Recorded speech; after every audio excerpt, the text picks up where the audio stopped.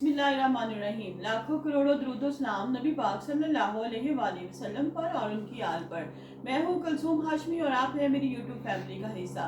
अल्लाह से दुआ है कि आप जहाँ कहीं भी हो खैर खैरियत से हो। अगर अभी तक आपने मेरे चैनल को सब्सक्राइब नहीं किया, चैनल को सब्सक्राइब करें, लाइक करें, कमेंट्स करें और बेल आइकन के बटन को जरूर प्रेस करें ताकि मेरी आने वाली हर नई खबर आप तक पहुँच सके।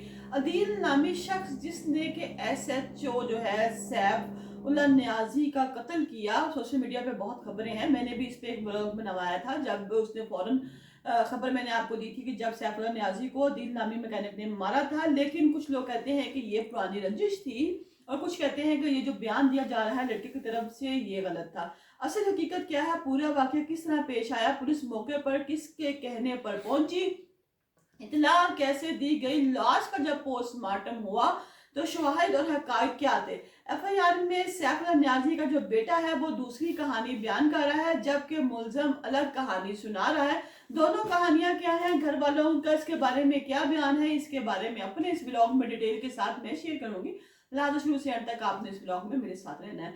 नाज़रीन, ये जो सैफुल्लाह न्याजी का कत्ल हुआ, ये सबका SHO जो है इसके बारे में सबको पता है। मैंने एक लास्ट ब्लॉग भी बनाया था इसके बारे में, जब तक कि अभी पूरी तरह जो डिटेल है वो सामने नहीं आई थी, लेकिन मुख्तलिफ लोगों की मुख्तलिफ इसके बारे में बयान है।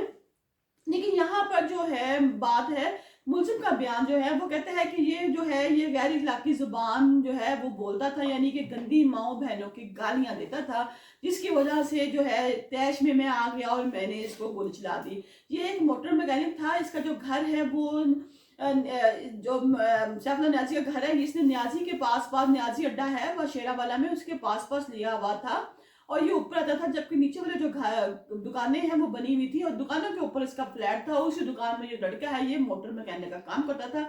ये अब कुछ लोग कहते हैं कि ये न्याजी का बड़ा खास बंदा था। न्याजी इसको अक्सर अपनी गाड़ी खड़ी करके कहता है कि जाओ पिस्टल ले आओ, जाओ ये मेरी कापी ले आओ। और रास्ते में जो जो भी लोग आते थे, इज्जतदार भी थे जैसे भी थे, ये गाली के सवाल किसी से नहीं बोलता था। और जब इसने वर्दी पहनी होती थी तो ये अपनी वर्दी की वजह से और भी लोगों पर तशद्दुद करता था। इसके बहुत से वाकयात हैं, एक वाकया मैंने कल भी अपने ब्लॉग में आपके साथ शेयर किया था। लेकिन यहाँ पर जो बयान है वो ये है कि ये तनाज़ा क्या है कि इसको सामान लेने के लिए भेजा गया। जब ये सामान लेने के लिए गया दिन और वापस बहुत लेट आया, जिसकी वजह से जो है न्याजी को गुस्सा आ गया, सैफुल्लाह न्याजी को, और इसने उस लड़के को जो है गालियां देनी शुरू कर दी। अब इसके पास सरकारी जो है वो पिस्तौल पड़ा हुआ था और इसी लड़के ने सरकारी पिस्तौल के साथ ही इसको सैफुल्लाह न्याजी को मौत की घाट उतार दिया और गोली मार दी। कुछ लोगों का कुछ बयान है, लेकिन जो लड़का है वो ये बयान देता है कि मैंने तैश में आकर इसको गोली मार दिया। अभी जो बंदा है ये बाबू साबू चेक पोस्ट पे लगा हुआ है,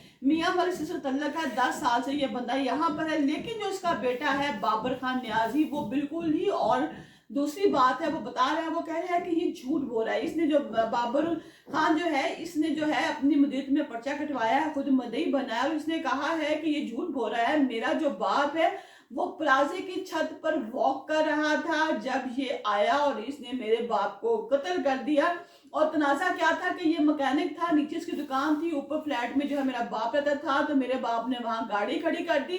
इस गाड़ी का तनाजा हुआ, तनाजे की वजह से जो है इसने मेरे बाप को गोली मारकर मार दिया। और ये जो है आजकल आप देखेंगे बहुत से लोगों ने जो व्लॉग बनाए यूट्यूबर ने, इसके नीचे ये बताया जा रहा है कि जो लड़का अदील है ये कौम का हीरो बन चुका है, लोग इसको बहुत सपोर्ट कर रहे हैं और कह रहे हैं कि जो पुलिस वाला है इसके साथ बहुत अच्छा हुआ। यहाँ पर मैं एक आपसे जिक्र करूंगी, एक वकील है जिनका नाम बिलाल है।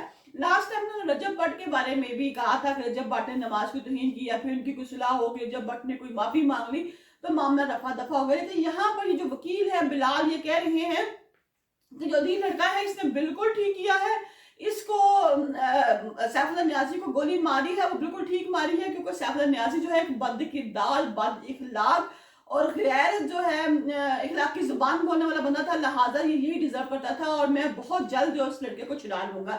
अब डॉल्फिन पुलिस क्या कहती है, डॉल्फिन पुलिस इसके बारे में कहती है कि जब हमने गोली की आवाज सुनी तो हम जो है वहां पर गए और हमने जो मुलजिम को भागने नहीं दिया। हालांकि ये गलत बात है।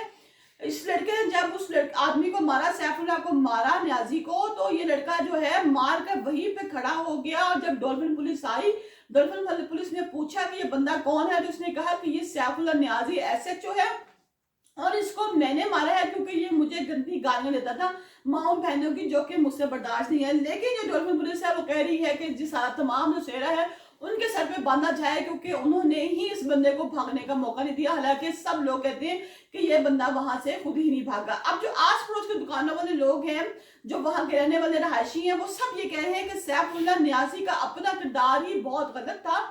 वो ही लोगों के साथ गलत जुबान इस्तेमाल करता था, वो बद किरदार इंसान था, वो किसी को नहीं बख्शा था। शरीफ से शरीफ बंदा जो है वो उसके सामने आने से डरते थे, यानी कि उनको पता था कि इसकी जुबान गंदी है, ये गाली के सिवा कोई बात भी नहीं करता। लेकिन दूसरी तरफ जो है ये अदील के जो माँ बाप हैं, अदील के जो पेरेंट्स हैं, वो रहम की दरख्वास्त कर रहे हैं। वो कह रहे हैं कि हमारे बेटे को माफ कर दिया जाए, हमारे बेटे को ये बहुत तंग करता था, हमारे बेटे को ये माओ बहनों की गालियां देता था, गैर इखलाकी जो है हरकत करता था, जिसकी वजह से हमारे बेटे ने गुस्से में आकर इस पर गोली चला दी और ये मर गया। अब पोस्टमार्टम की रिपोर्ट के मुताबिक पोस्टमार्टम कहता है कि इसको बहुत करीब से गोलियां मारी गई हैं और इसको टोटल 5 गोलियां लगी हैं। 4 गोलियां इसके जिस्म को लगी हैं, जबकि एक गोली जो है वो इसके सर पे बजी है, जिससे इसकी मौत वाकिया हो गई है।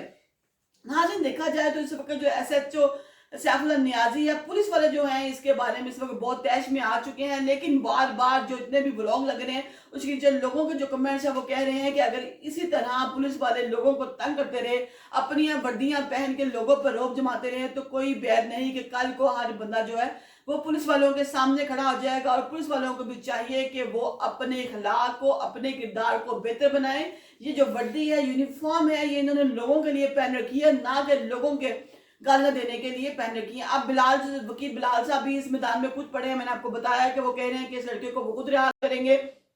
और कुछ लोगों ने, मोस्ट लोगों ने इस बंदे को जो है, आदिल को है, वो हीरो बना के पेश कर दिया है कि जी इसने बहुत अच्छा किया है। लेकिन आज ये ऊंट किस करवट बैठता है, क्योंकि जो इनका अपना बेटा है जिसने कि इस मदीयत में पर्चा कटवाया है, बाबर खान है, वो कह रहा है कि मेरे बाप को इसने सिर्फ वॉक मेरे बाप कर रहा था और गाड़ी खड़ी करने का तनाजा था, जिसपे इसने मेरे बाप को मार दिया। जबकि जो मुद्दई है उसके ये बयान है, जबकि मुलजम है वो कह रहा है कि ये गैर अखलाकी जुबान इस्तेमाल करता था, इसने मुझे कुछ लेने के लिए भेजा, जब मैं वापस नहीं आया तो इसने लेट हो गया, मैं तो इसने मुझे गालियां देनी शुरू कर दी, तो मैंने उसको मार दिया। नाज़रीन देखें, इस बात पे तो मैं भी, हम किसी की साइड नहीं ले रहे, लेकिन एक बात पे मैं भी कहती हूँ कि आप किसी को भी गालियां मत दें, गैर अखलाकी जुबान से परहेज करें।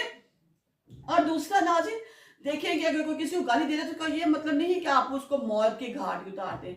आप खड़े हो, पिस्टल निकाले, ढुस ढुस फायर किया और बंदे को खत्म कर दिया, ये भी किसी चीज का हल नहीं है। अब ये जो लड़का है ये खुद मैकेनिक है, इसके घर में कोई पढ़ा लिखा नहीं है, और इसकी जो बहन है, बीवी है, अब 3-4 माह बाद इसके घर औलाद होने वाली थी, इसके घर में इसकी बीवी प्रेग्नेंट थी। अब क्या मुस्तकबिल है सबका। जहां पर भी रहें आप अपने जज्बात को कंट्रोल करें और हर बात को फॉलो करने का भी कुछ तरीके होते हैं।